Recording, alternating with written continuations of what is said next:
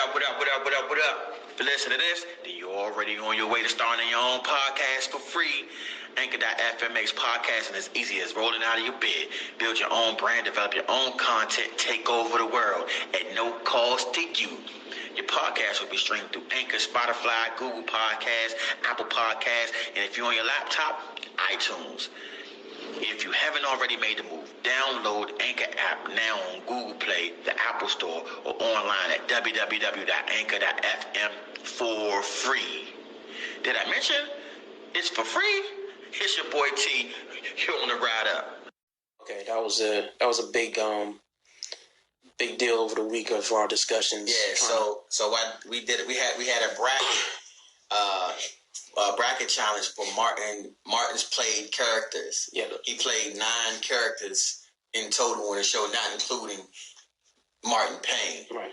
So he had Shanae, he had Mama Payne, Elroy, he had King Beef, Roscoe, Jerome, Old Otis, Dragonfly Jones, and he played Bob. And Bob the coworker. And we had a competition to see who won. So when I did it, I based it on Facebook and Instagram polls. So Dragonfly Jones ended up going up against Jerome and ended up winning. Okay. Ended up winning. I can't be mad at that. Dragonfly Jones's impact on that show, even if it was only 3 episodes. Only 3 episodes, but they're one of the 3 most memorable scenes in shows out of that series. Like Roscoe was an inch. Like, I mean, he was in a bunch of characters, a bunch of episodes, and it was like, okay, I didn't like looking at him as a kid, so it wasn't funny. Like the interactions with Gina, everybody that interacted with Gina, as far as they're trying to be funny, that wasn't Martin. I just wasn't. It didn't connect with me. So that's Shanae also. So the first competition was King Beef versus Elroy. If you're not familiar with King Beef, people be like, who's King Beef? It's because you never really saw Martin playing King Beef in real life. King Beef was a fictional character of blaxploitation that he was like Cole's favorite actor, so Cole would be over Martin's house watching King Beef, and it literally be like 30 seconds. It'd be like, oh, I must save the world, but first I must dance. Go King Beef, go King Beef, go King Beef. And that was all of it. But it was like, I remember singing that song so much. It's like, I like King Beef. and Elroy is similar, where it's like, he didn't really have a lot of scenes. Don't you know no good? He was like the mechanic who used to be a singer. So like, you remember, because all he kept singing was, don't you know no good? Don't you know no good? Don't you know no good? Don't you know no good? Don't you know? Like, I like them both, but you know, they were going up against Shanae. Whichever one of them in the play-in was going up against Shanae, so it was a loser battle. Yeah, so the Martin play character bracket was definitely a fun exercise. I had Elroy beating King Beef too, because I don't remember. T reminded me of King Beef. I had to look at a clip of the show to remember. I had King Beef beating Elroy. Okay. Yeah, I had Elroy. Elroy, that episode, the Gina gets stuck wherever she was. Yeah. Episode was still a funny episode. It's one of the, I think they were one of the ones that was separate, where Gina wasn't talking to Martin at the particular. No, it couldn't have been because because it was when Gina and Martin. Okay, they were together. That was before they had the. But again they went against Shanae. And Shanae just had too many scenes, too much appearances for them to really beat Shanae. Because Shanae had think about it is people. I think people took Shanae for granted, but she didn't have any what bad scenes Shanae had. Like, Shanae was always in funny scenes. Yeah. Like, just from the beginning with her little interactions with Pam and Gina in the hallways was always fire. Shanae Gina and Pam was always funny. Always. But Shanae would just Gina falls flat. But Gina was one of the weaker characters in the series. When Gina was working at her hair salon. That was one of the funnier episodes. And definitely. She had to change her hair out. That was funny.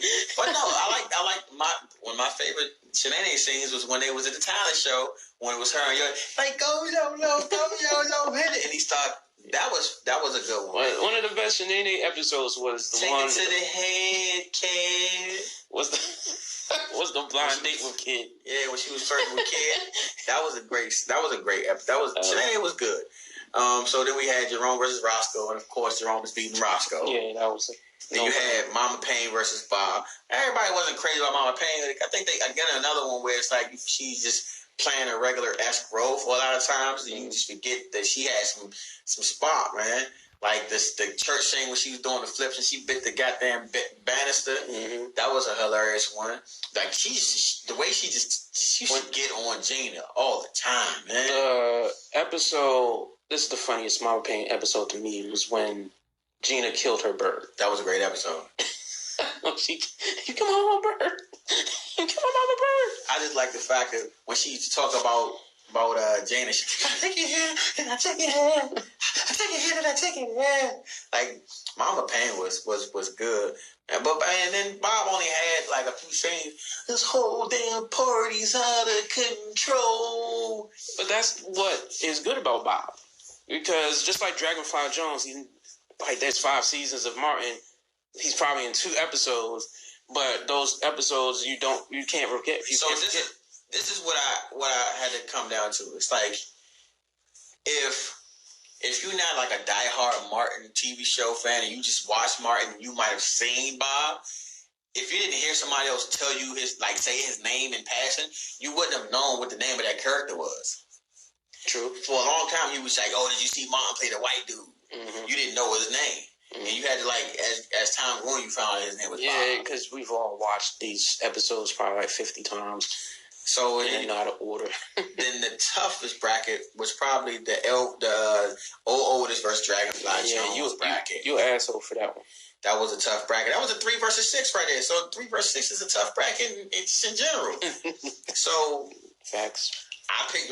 Most people. Dragonfly Jones ended up winning the bracket based on the polls, but it was the closest one, right? Because in Facebook, Otis actually won, but he only won by 1 vote. Whereas in Instagram, Dragonfly won unanimously. It was like 82% of the votes was Dragonfly Jones. Anybody had like funny comments on? I think my brother he hit me up about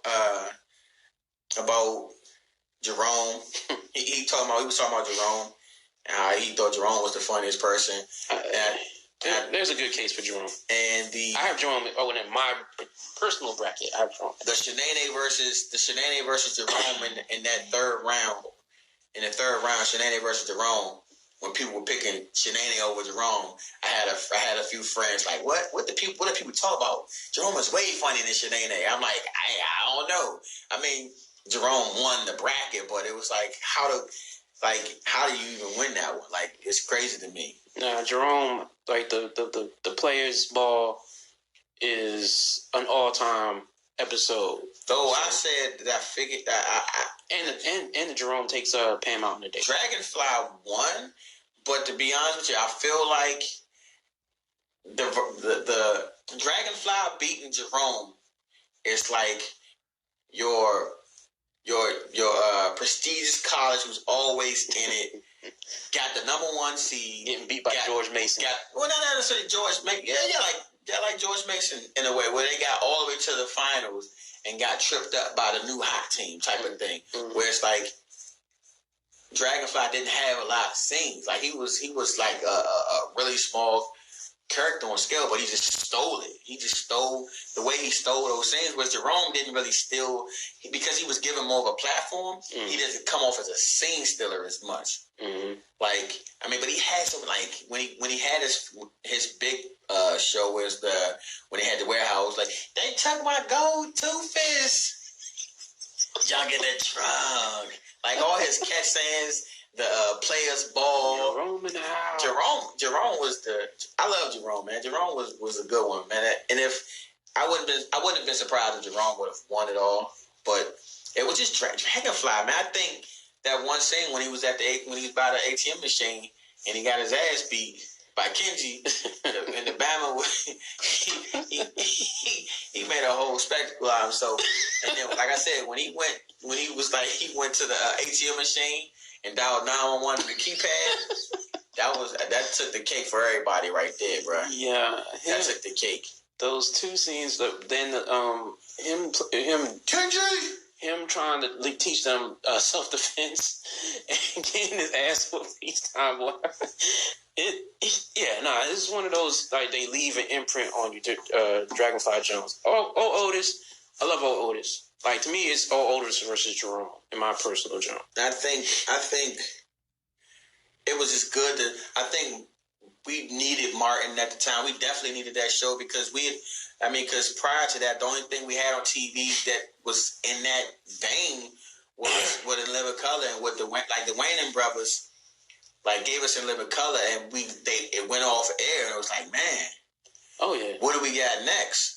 I mean, granted, we had the Fresh Prince of Bel-Air, but it was a cleaner version of just the black comedy. It was a great show. We love, you know what I'm saying, Fresh Prince. We hold it there, but it's like people often compare, like, which one is who you like. Like no self-respecting person is going to pick the Fresh Prince over Martin. It just can't happen. Fresh Prince, I love Fresh Prince. I don't really want to pit them against each other. I do want to praise Martin's show because sitcoms was super cookie cutter. Like, you take Family Matters, all the plot, you can get plots from what's happening and back in the Family Ties. And you can still, like, find those same plots. I used to have older black folk tell me how they didn't like Martin's show. They used to hate it because all he was doing was recycling Flip Wilson and this, that, and third. But my thing is, I'm like, listen, those guys had their time, but Martin made Fox. Yes, definitely. Like, outside of, like, The Simpsons coming on and Married with Children, which Married with Children got marginal ratings, but it was a cult classic. Yeah. It's like we just know it was there, so we just go watch it. Fox reran those episodes for years at like 11:30 after the 10 o'clock news. So it's like Married with Children, we watched it and we loved it, but Martin set up for, like, because Martin made that spot for Living Single to come in, like, I think they came in like a season or two after Martin came out, and it was like just having Martin come on at 8 o'clock, and then Living Single come on at 8:30. Like, that was our hour for the week. Shoot, and then New York Undercover for a while came out after that. That was the 9 o'clock show. They had an hour episode. Like, TV broadcast stations were good for building their stations on or their brands on the back of black TV, and then bringing the white